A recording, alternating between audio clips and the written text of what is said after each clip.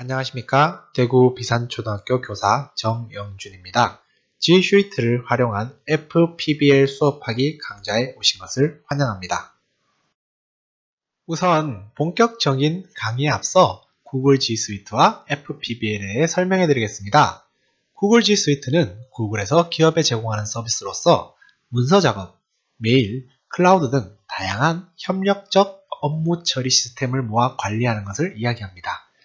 이를 구글에서는 교육 발전을 위해 학교에 무료로 제공하고 있습니다. 이러한 G 수이트는 기업의 협업 시스템처럼 학교 교육에서도 다양한 형태의 협력적 수업이 가능하도록 해줍니다. 특히 구글 클래스룸이란 어플리케이션은 매우 효율적이며 편리한 수업 환경을 제공해줍니다. 다음으로 우리 강의의 핵심인 FPBL에 대해서 안내해 드리겠습니다. 기존에 거꾸로 학습이라 불리던 플립러닝과 문제중심 학습 PBL의 앞글자를 따와 합성한 용어로서 거꾸로 수업과 문제중심 학습의 단점을 상호 보완하는 교육 방식입니다. 이에 관한 자세한 내용은 다음 강의에서 안내해 드리도록 하겠습니다. 그렇다면 지금부터 왜 FPBL에 G 수이트가 필요한지에 대해서 말씀드리겠습니다. 우선 기존 거꾸로 수업에는 다양한 문제점들이 존재하고 있습니다. 거꾸로 교실의 수업 방식은 학생이 학습과 관련된 강의를 스스로 듣고 교실에서는 들은 강의의 내용으로 활동 중심의 수업을 하는 형태입니다. 즉, 학생 자기주도적 학습의 비중이 매우 큰 수업 방식이라는 것입니다. 하지만 우리의 아이들이, 특히 초등학교 아이들이 과연 컴퓨터를 켰을 때 자기 주도적으로 학습을 할까? 라는 질문을 해보아야 합니다.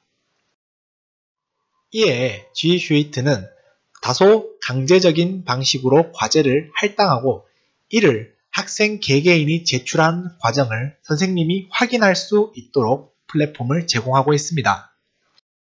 다음으로 선생님들께서 많이 활용하시는 거꾸로 학습의 플랫폼인 유튜브에 대해서 말씀드리겠습니다. 유튜브 동영상은 학생들이 쉽게 접근할 수 있는 장점이 있지만 광고, 음란문, 영상 외의 링크 등을 차단할 수 없는 단점이 존재합니다. 반면 G 수이트에 선생님들의 거꾸로 수업 영상을 탑재한 경우를 말씀드리겠습니다. 같은 유튜브 영상이라도 G 수이트를 통하여 접속하면 광고, 음란물, 기타 링크 등이 모두 차단되어 학생들이 오로지 과제에 집중할 수 있는 환경을 제공합니다. 이처럼 거꾸로 교실 수업에서 발생하는 문제점을 선생님이 사전에 차단, 관리할 수 있는 환경을 G 수이트는 제공합니다. 다음으로 협력학습에서의 강점을 말씀드리겠습니다.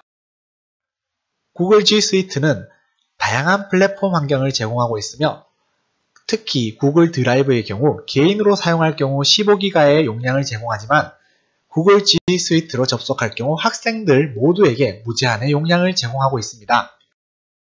또한 기존의 워드, 스프레드시트, 프레젠테이션 등 학생들이 학습에 필요한 다양한 프로그램들이 제공되며 어떠한 프로그램의 설치도 없이 웹 브라우저 상에서 프로그램이 작동하는 것을 볼 수 있습니다.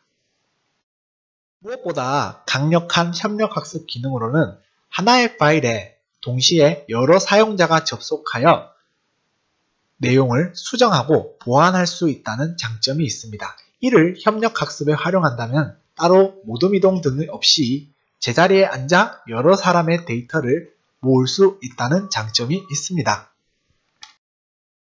다음으로 구글 G 수이트를 활용한 과정중심 평가에 대해 말씀드리겠습니다.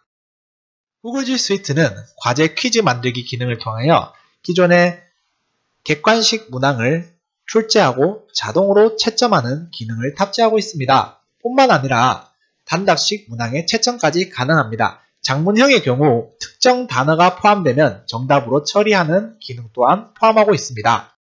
무엇보다 퀴즈 만들기 기능은 자동 채점뿐만 아니라 학생들의 정답 결과를 도식화하여 교사에게 제공함으로써 교사가 학생들의 오개념을 보다 정확하게 파악할 수 있도록 제공해 줍니다.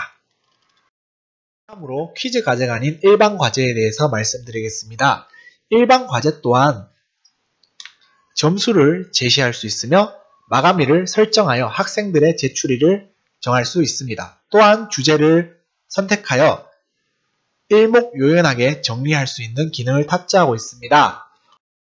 무엇보다 강력한 기능은 학생들에게 파일을 전달하는 형식에 있습니다. 학생들에게 단순히 파일을 보게만 할 수도 있고 하나의 파일을 여러 학생이 수정할 수 있도록 만들 수도 있습니다.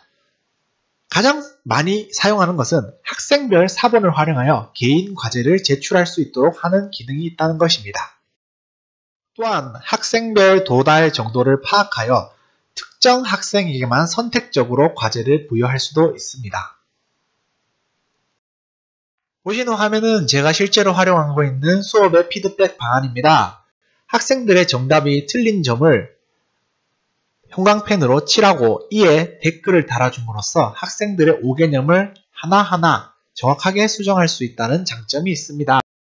컴퓨터에서뿐 아니라 핸드폰에서도 학생들에게 피드백을 제공하는 것이 가능합니다. 이때는 글자 텍스트뿐 아니라 터치를 통한 그림 그리기를 통하여 학생들에게 보다 더 쉬운 설명으로 접근할 수 있다는 장점도 가지고 있습니다.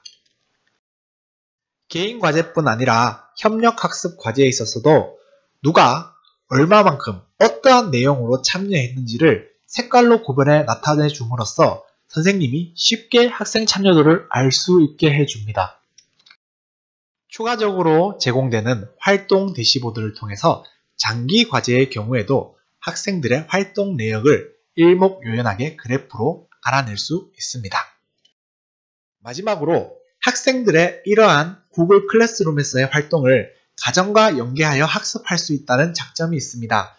보호자 초대를 통하여 학생들의 보호자의 이메일을 등록하면 하루 또는 한 주 등 분기별로 학생 활동 결과를 요약한 메일이 발송되는 것을 볼 수 있습니다.